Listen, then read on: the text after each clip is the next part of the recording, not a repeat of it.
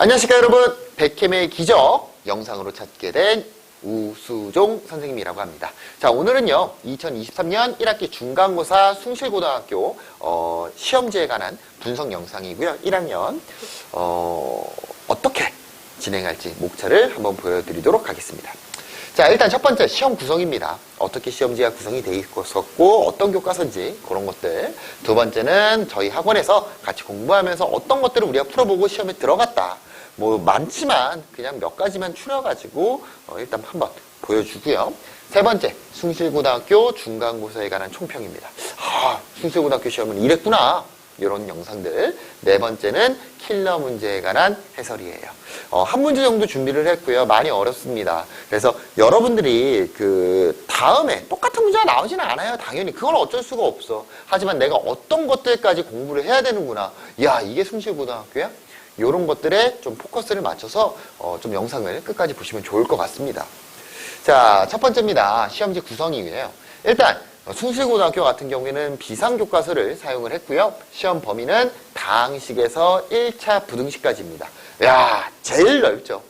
부등식까지도 이렇게 찍먹을 할 줄이야. 아니 1차 부등식 양도 안 돼요. 그냥 여러 가지 방정식까지 하면 좋을 텐데 어떻게 보면 숭실고등학교의 진짜 특징이죠. 시험을 1학년 때 엄청나게 뺍니다. 숭실고등학교가 시험 범위가 적은 건 난 본 적이 없어요. 시험 범위가 적은 건 본 적도 없고, 적을 때가 있죠. 언제? 학기 맨 마지막. 어떠한 학기 맨 마지막. 그러니까 중간고사는 무조건 숭실고등학교는 타 학교보다 무조건 더 많이 나간다 라고 생각하시면 될 것 같고, 학교에서도 진도도 엄청 빠르게 나가죠. 자, 시험 배점입니다. 총 100점 만점이었고요. 객관식 16문항, 단답형 4문항입니다. 숭실고등학교 같은 경우에는 풀이 과정을 안 보죠. 그냥 답만, 그냥 순수하게 답만 보기 때문에 점수도요 그냥 칼같이 딱딱딱딱 끊기면서 진행이 되다 보니까 부분 점수가 없어서 동점자가요 엄청나게 몰려 있습니다. 동점자가 부분 점수 또한 없기 때문에 그래서 확실하게 정답을 맞출 필요가 있다. 애매하게 풀 바엔 풀지 말고 그냥 확실하게 맞출 수 있는 것만 빨리 해결하시면 좋을 것 같습니다.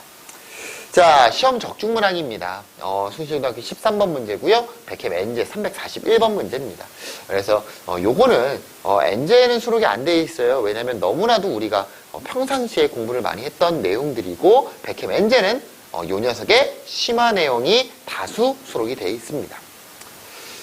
자, 넘어가서요. 숭실고등학교 서술형 2번입니다. 2차 방정식인데요. 개수를 잘못 본 형태죠. 그래서 요런 형태의 문제들이 있다.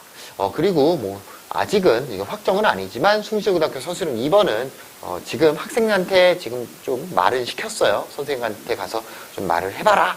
결론은 아직 안 난 상태이기 때문에 선생님이 뭐라고 말은 좀 부연 설명을 하진 않겠습니다. 아무튼 간에 요런 형태의 구조를 똑같은 걸 했구나.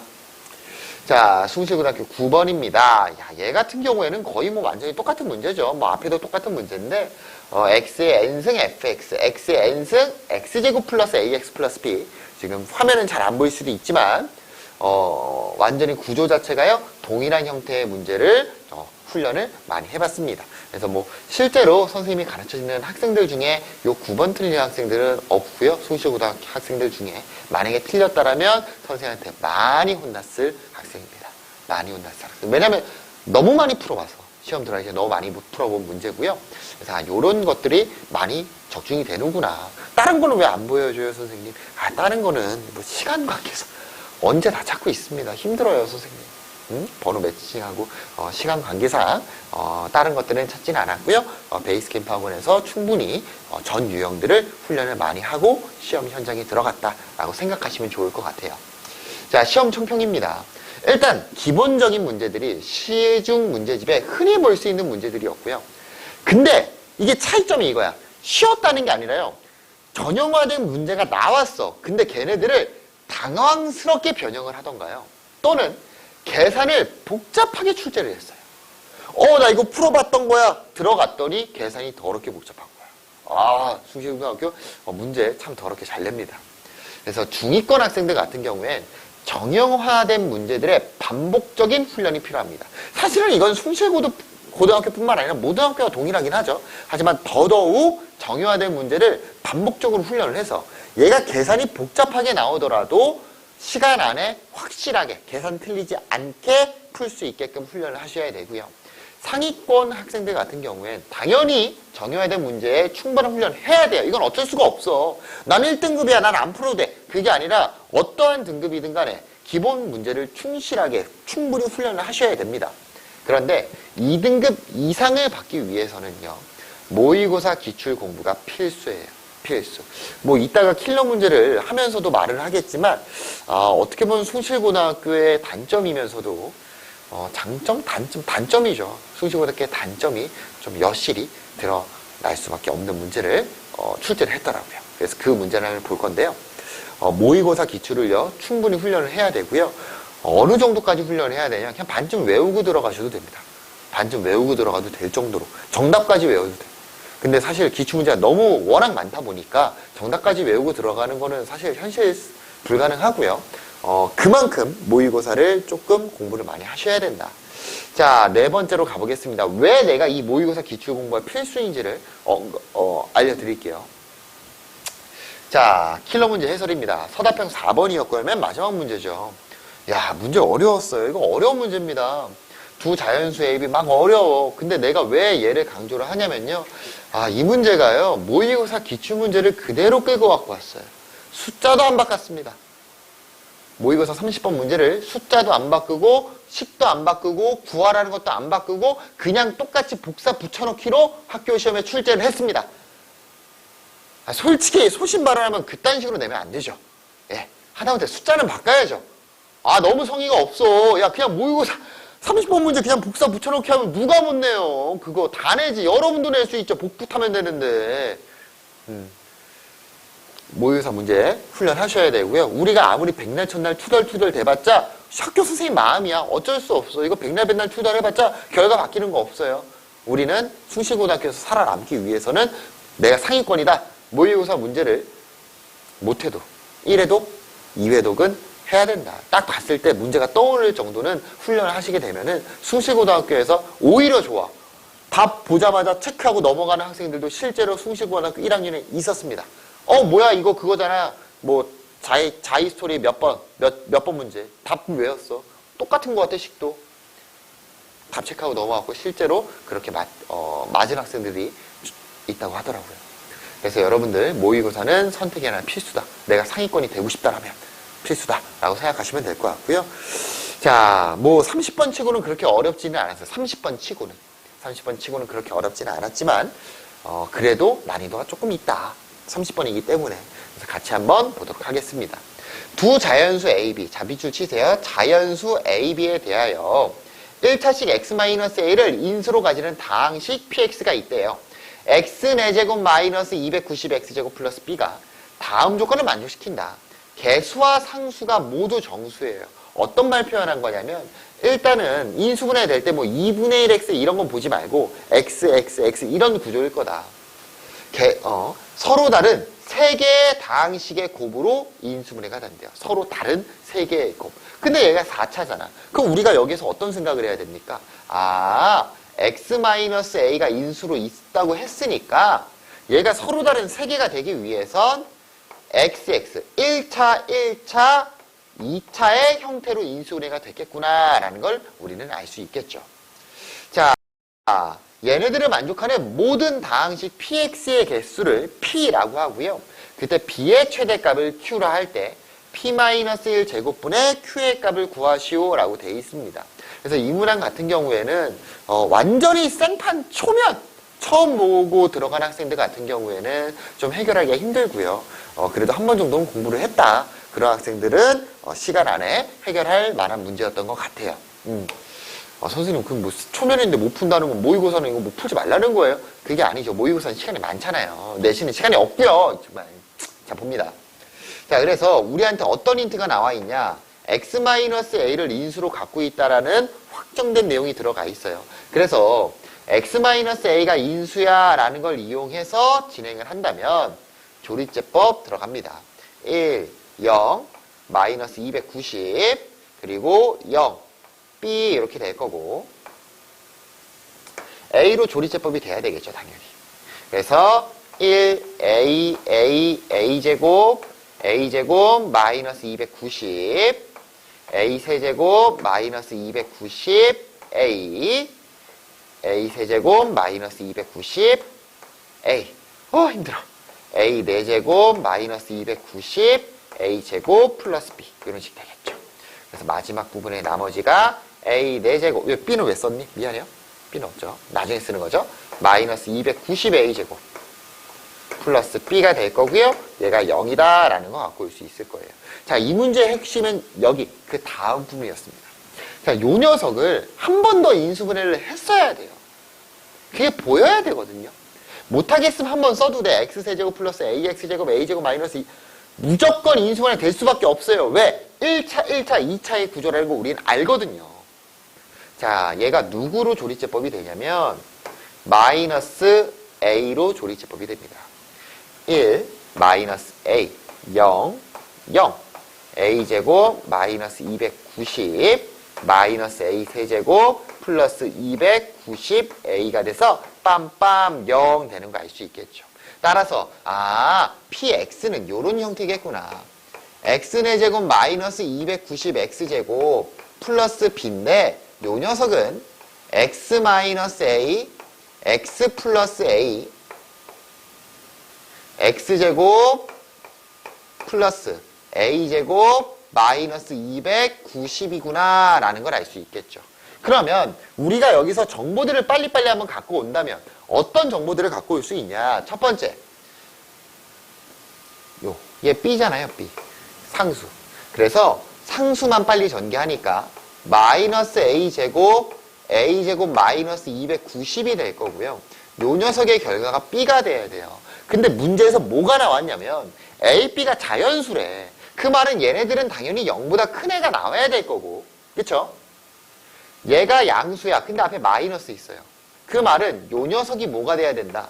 요 녀석이 마이너스가 돼야 된다. a제곱 마이너스 290이 0보다 어때야 된다? 0보다 작아야 된다는 거죠. 0보다 작아야 된다. 그리고 그럼 얘를 이용해서 우리가 진행을 해본다면 원래는 풍마의 범위가 존재하겠지만 a가 자연수기 때문에 우리가 결정을 지을 수 있어요. a는요 1에서 17 사이의 수가 되겠죠. 왜요 선생님? 17의 제곱이 얼마입니까? 289입니다. 17의 제곱이 289니까 1에서 17 사이의 수가 a가 될 수 있는 거구나 라는 걸 일단 캐치를 하셨어야 돼요. 자, 그럼 두 번째입니다. 자, 문제에서요 서로 다른 세 개의 다항식으로만 끝나야 돼. 무슨 소리냐면 여기 끝에 있던 누구? x제곱 플러스 a제곱 마이너스 290은 더 이상 인수분해가 되면 안 된다는 거야. 얘가 더 이상 인수분해가 돼버리면 서로 다른 4개의 다항식의 곱으로 인수분해가 됐겠죠.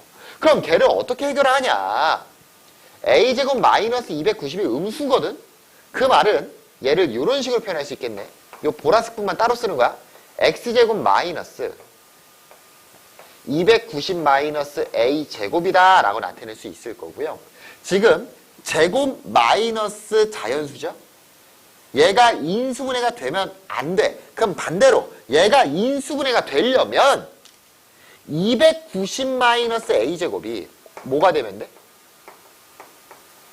제곱수가 되면은 인수분해가 되는 거죠.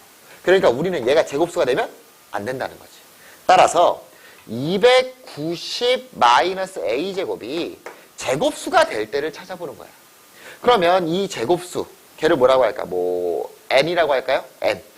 n 제곱이다 라고 나타낸다면 우리가 찾아봐야 될 건 290은 a제곱 플러스 n 제곱이 될 거고요.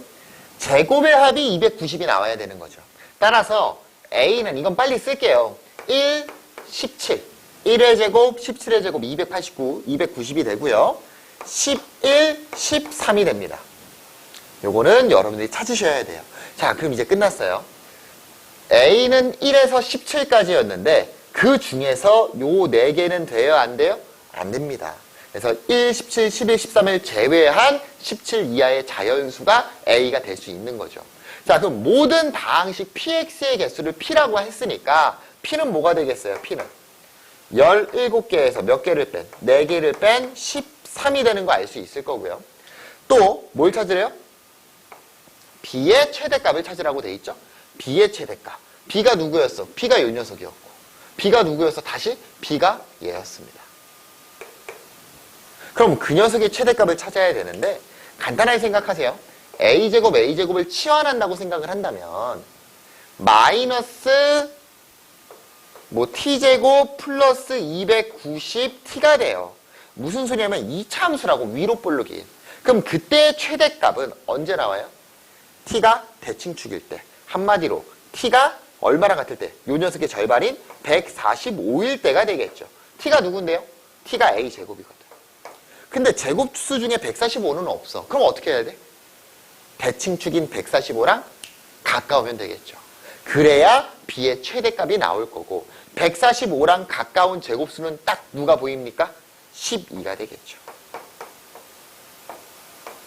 B가 최대값을 구하고 그 녀석이 Q라고 했으니까 Q의 값도 찾아주신다면 Q는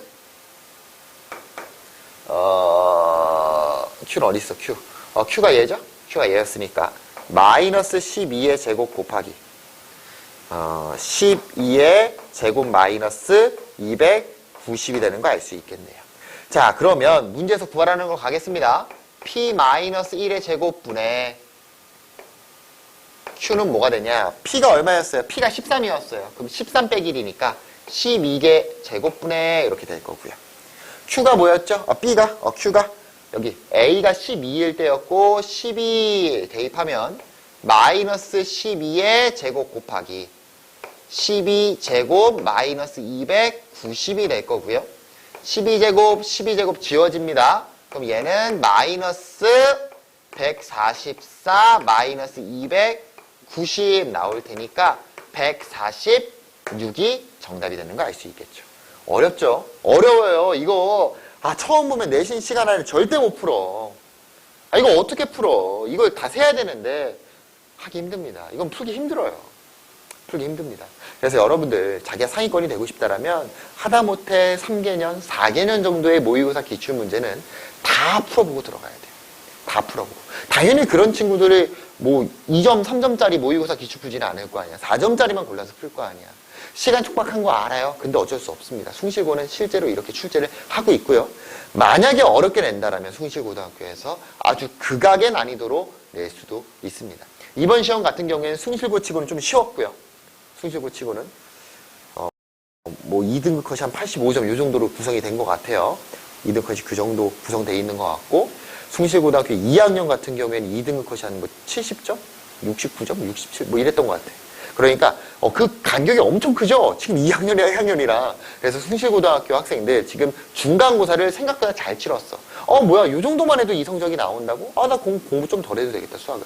절대 방심하시면 안 됩니다. 절대 방심하면 안 되고 숭실고등학교는 어렵게 낼 수 있는 역량이 충분하고 그 어렵게 내는 거를 막 많은 큰 고민을 해서 내는 느낌이 아니라 그냥 모의고사 기출 긁어서 야 이거 풀어 너네 못 풀지 해해 우리 학교 시험 어려워 이런 느낌이라는 걸 꼭 기억하시면 좋을 것 같아요. 그래서 이런 형태로 숭실고등학교는 계속 좀 변함없이 등장하니까 우리 맞춤으로 공부를 좀 제대로 해서 기말고사는 모두가 다 같이 원하는 성적을 받고 마무리를 하면 좋을 것 같습니다. 오늘 영상은 여기까지 하겠습니다. 안녕.